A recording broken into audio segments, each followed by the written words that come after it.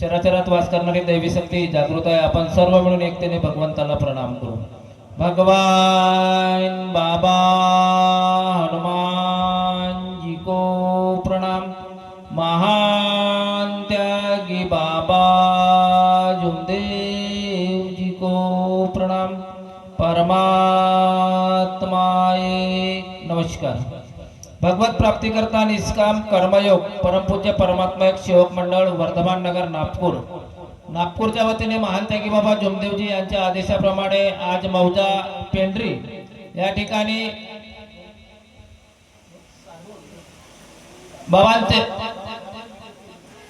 बाबांचे सेवक सार्वेजी आणि उकेजी यांच्या निवासस्थानी एका भगवंताचे 9वे मासिक हवन कार्य पार पडले आणि त्यानिमित्तानं चर्चा बैठकीचे आयोजन करण्यात आले आहे। यामध्ये सृष्टीचे निर्माता बुद्धीचे विकासदाता महाशक्तिशाली स्वयं भगवान बाबा हनुमानजी उपस्थित आहेत। भगवंताला माझा कोटी कोटी प्रणाम। अंधश्रद्धेतून वाईट व्यसनातून दुःखी कष्टी मानवाला रोगमुक्त करून देणारे या मानव धर्माचे प्रणेते व परमपूज्य परमात्मा एक सेवक मंडळाचे संस्थापक महान त्यागी बाबा जुमदेवजी हे सुद्धा या भगवत कार्याच्या चर्चा बैठकमध्ये प्रामुख्याने उपस्थित आहेत। बाबांना माझा कोटी कोटी प्रणाम। बाबांच्या कार्यात वेळोवेळी सहकार्य करणाऱ्या महिला भगिनींना वेळोवेळी मार्गदर्शन करणाऱ्या आम्हा सर्व सेवकांच्या मातोश्री सौ वाराणसी जुमदेवजी ठुबरीकर या सुद्धा या भगवत कार्याच्या चर्चा बैठकमध्ये प्रामुख्याने उपस्थित आहेत। आईला माझा कोटी कोटी प्रणाम। या भगवत कार्याच्या चर्चा बैठकीचे अध्यक्ष पोहरा परिसरातील मार्गदर्शक सन्माननीय जनार्दनजी गबने साहेब यांना माझा नमस्कार। आणि ज्यांच्या आयोजनात नियोजनात हा कार्यक्रम पार पडत आहे या गावातील स्थानिक मार्गदर्शक सन्माननीय भोंडे साहेब यांना माझा नमस्कार। आणि कणेरी परिसरातील मार्गदर्शक आदरणीय लक्ष्मणजी लांजेवर साहेब यांना माझा नमस्कार। आणि या मंचावर उपस्थित आदरणीय मंच आणि उपस्थित सर्व सेवक सेविका बालसेवक बालसेविका सर्वांना माझा नमस्कार। आणि या चर्चा बैठकीला चालवणारे सूत्रसंचालक दादा यांना माझा सुद्धा नमस्कार। तर ही चर्चा बैठक 4 तत्व 3 शब्द 5 नियम आणि सेवकांना मानवी जीवनात आलेले अनुभव याच्यावर आतापर्यंत सुरुवात झालेली आहे। आणि हा परमात्मा एक मार्ग सत्याचा आहे। सत्यही परमेश्वर आहे आणि सत्यही भगवंत आहे।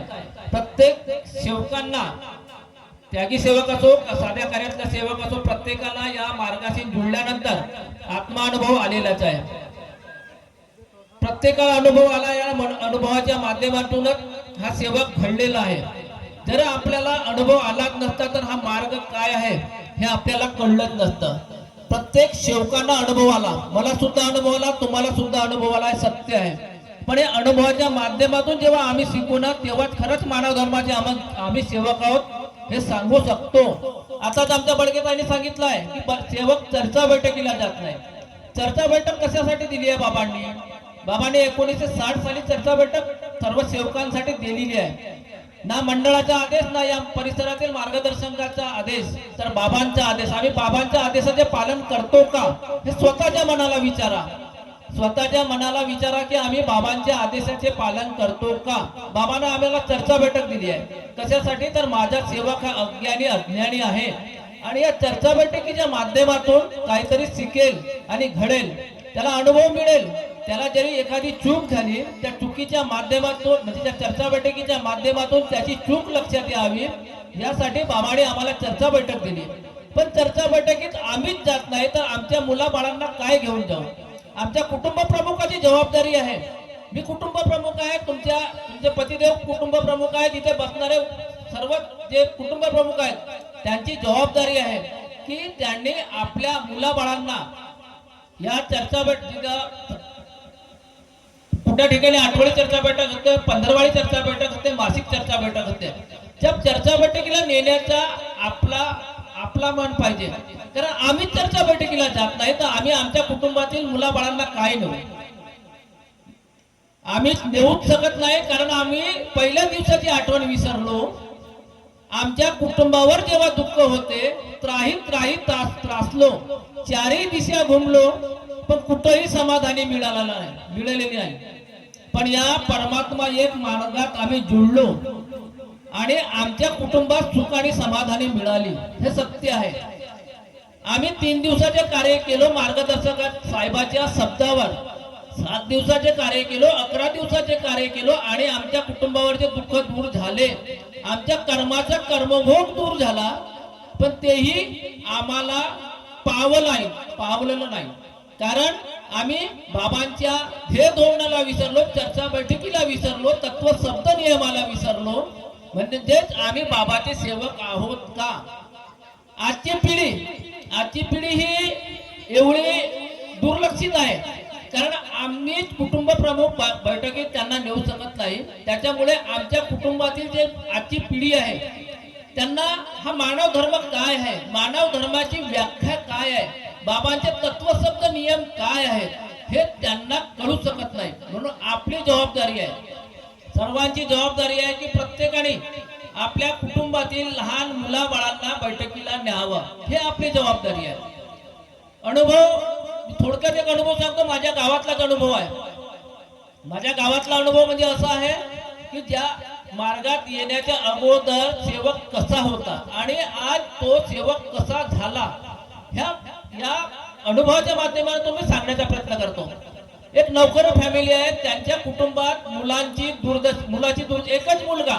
एकच मुलगा आर्मीची तयारी करत होता. एवढा धाडधिक्कड मुलगा की तो या ठिकाणी बसलेले जे व्यक्ती आहेत याच्यापैकी कोणीही त्याच्यासारखा नाही. एवढा गोरा भरारा आणि उच्च पुरा आणि धाडधिप्पड. पण परिस्थिती काय झाली? परिस्थिती अशी झाली की त्या मुलाला एवढा असाध्य असा आजार जडला म्हणजे त्या मुलाच्या ब्लड पूर्ण कमी झाला. आमच्या तुमच्या डोळ्यातून अश्रू येतात, त्या मुलाच्या डोळ्यातून अश्रू नव्हते येत, तर फक्त रक्ताच्या धारा येत होत्या आणि लाल लाल एकदम डोळे दिसत होते. डॉक्टरने उपचार केला, भंडारा झाला, नागपूर झाला, सर्व ठिकाणी घुमवलं. कारण एकच मुलगा, त्या मुलासाठी शेती पण विकली. कारण पैसा हा प्रत्येक माणसाजवळ नसतो. मी आहे सदा, तुम्ही नसाल, प्रत्येकाजवळ पैसा नाही. त्यामुळे त्या मुलासाठी आई वडिलांनी शेती विकली, 2 ते 2.5 एकर शेती विकली. त्याच्यावर औषधोपचार केला पण समाधानी मिळाली नाही. डॉक्टरांनी सांगितलं की जगात या मुलावर कुठेही उपचार नाही. कारण हा मुलगा याच्या जे आजार आहे तो आजार असा आहे का म्हणजे 100 एखाद्या व्यक्तीला हा आजार होतो. हा मुलगा जिवंत कसा आहे हे आम्हीच विचार करत आहोत. कारण इथले दिवस झाले, 2-3 महिने झाले या मुलाला हा आजार जडलेला आहे. एवढे तुम्ही औषधोपचार केल्या, पण हा मुलगा जिवंत कसा काय आहे हे आम्हालाच कळून नाही राहिला. पण ती भगवंताची कृपा न्यारी आली निराली असते.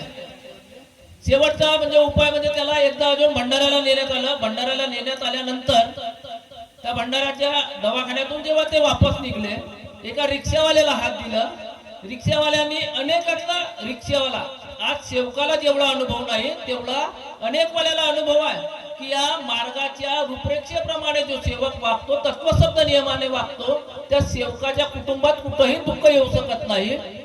किंवा अनेक वाला सुद्धा सांगतो की या मार्गाशी तुम्ही जुळा, या परमात्मा एक मार्ग घ्या आणि या मार्गात जुळल्यानंतर तुमच्या कुटुंबातील दुःखदारी जे आहे ते दूर होऊ शकते.